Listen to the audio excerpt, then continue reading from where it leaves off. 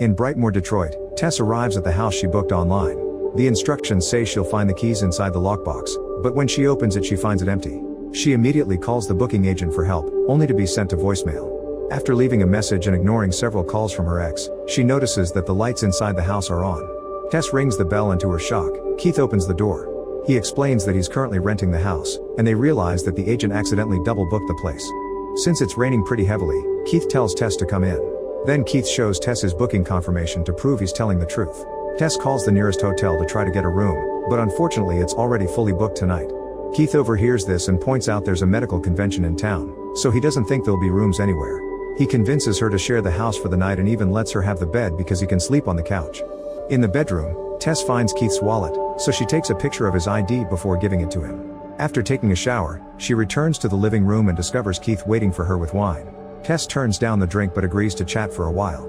She shares that she's in town for a job interview with a documentary filmmaker named Catherine, and Keith reveals that Catherine's next film will be about a Detroit music collective, which he's one of the founders of. Having something in common helps them get along, and the conversation lasts hours while Tess ends up drinking anyway.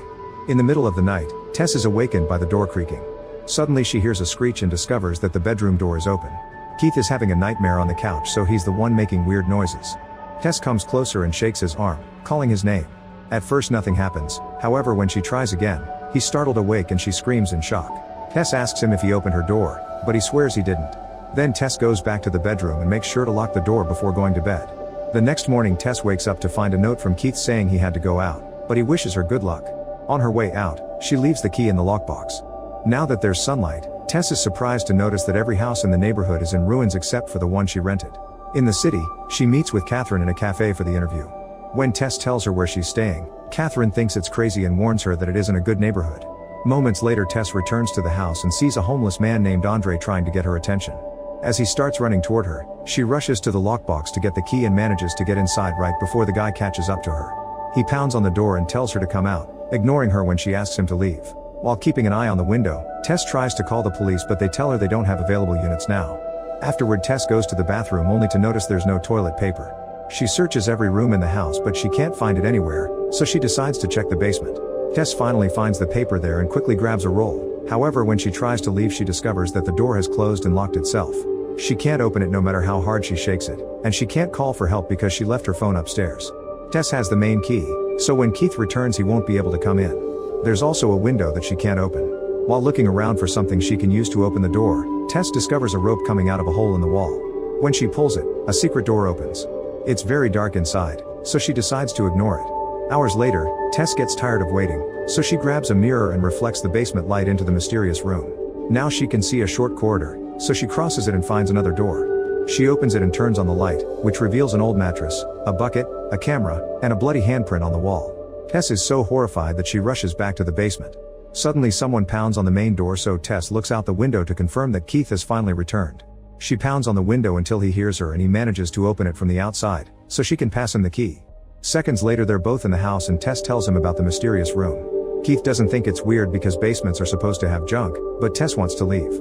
He quickly stops her and convinces her to wait a few minutes, since he wants to go to the basement to take a look and he may need her help if he gets stuck too. After a few seconds in the basement Keith stops responding, so Tess goes downstairs to investigate. The door is about to close again, but this time Tess manages to stop it. She rushes upstairs and drops the keys on the table before grabbing a chair that now keeps the door open. Then she goes to the mysterious room, however Keith isn't there. Tess looks around the corridor and thanks to the phone's light, this time she sees a new door. When she opens it, she finds a very creepy tunnel. At that moment Tess hears Keith asking for help, so she gathers her courage and descends into the tunnel. After crossing a gate, she finds some empty cages with bowls in them. As she starts crying, she keeps searching the tunnel until she's startled by something, but it's just Keith. He's also terrified and says someone bit him. They agree they need to leave but they can't agree on which way is the exit, so an argument ensues. Suddenly a naked monstrous lady appears in the corridor and grabs Keith to start bashing his head on the wall until he's dead. Then this monster roars at Tess. Meanwhile, successful actor AJ is driving near the beach when he receives a call from his producers. They inform him that his co-star has accused him of abuse, so he's now fired. As AJ denies it and freaks out, the producers inform him that the media already has the story. AJ hangs up and stops the car to stare at the ocean in shock. Sometime later AJ goes to see his accountant, who points out he won't be able to afford a lawyer and keep this fancy lifestyle. Since the industry won't give him any new opportunities, AJ has to start considering selling some assets, and his accountant even tells him that he quits. Afterward, AJ flies to Detroit and notices that the incident is already on the news, so he has to lie low. In the evening, he arrives at Brightmoor, revealing he's the owner of the mysterious house and wants to sell it. After seeing Tess' car parked outside, he enters the house and finds the chair blocking the door, so he moves it and closes the basement. Then he notices Keith's and Tess' things in various rooms, yet there's nobody around. He calls his house agent, who tells him there haven't been any bookings in weeks. AJ thinks there may have been squatters in the house, but that's not the agent's problem, so she hangs up. Later, AJ goes to a bar with a friend and admits he did take advantage of his co-star, but he doesn't see it as a big deal. In fact, he insults her for wanting to ruin his career. When AJ returns to the house, he leaves a message on his co-star's voicemail to apologize even though his lawyer told him not to speak to her. The next morning, AJ wakes up with a terrible hangover that makes him throw up. He then searches all the abandoned bags and suitcases until he finds Tess' laptop. Her name appears on the screen, but AJ can't access the computer without a password. After finding the keys on the table, AJ looks at the basement, where the light isn't working anymore. Nobody answers when he calls, however he hears a noise that startles him. Concluding that the squatters are down there, AJ gets dressed and grabs a knife and a flashlight before descending into the basement. As he looks around, he hears another noise and finds the rope, so he pulls it and discovers the hidden door. Soon he finds the creepy room, but this only makes him excited. AJ returns to the living room and searches online for information to know if underground spaces increase a house's value. He learns that he can list the basement separately, so he grabs a measuring tape and rushes downstairs to measure the secret areas. He even moves the bed to do this, not disturbed by the implications of the room at all. Eventually, AJ finds the other door and gets more excited when he sees the tunnel. He continues to take measurements and doesn't stop until he hears some music. There's a light at the end of the tunnel, so he follows it to find one more room. It smells terrible, the floor is covered with old blankets, and a small TV is playing a video of a mother feeding a baby. Suddenly the measuring tape starts getting pulled, so AJ lets go of it and watches it disappear in the tunnel. When he hears a strange noise, he immediately starts running. He accidentally trips and drops the flashlight, which starts malfunctioning. The light is still enough for AJ to see the monster coming, and she gets close enough to growl in his face. AJ runs again only to end up falling into a hole and hurting his arm. After the creature covers the hole with a lid, AJ is startled by Tess, who covers his mouth and tells him to be quiet. A flashback to 1982 shows how nice the neighborhood used to be. The house was originally owned by Frank, who one day went to the grocery store to buy supplies for a home birth. Once he had everything he needed, he put it in the trunk and got ready to go home, but at that moment he noticed a beautiful woman. He decided to follow her instead and parked outside her house. It was clear it wasn't Frank's first time doing this because he had a disguise ready in his trunk.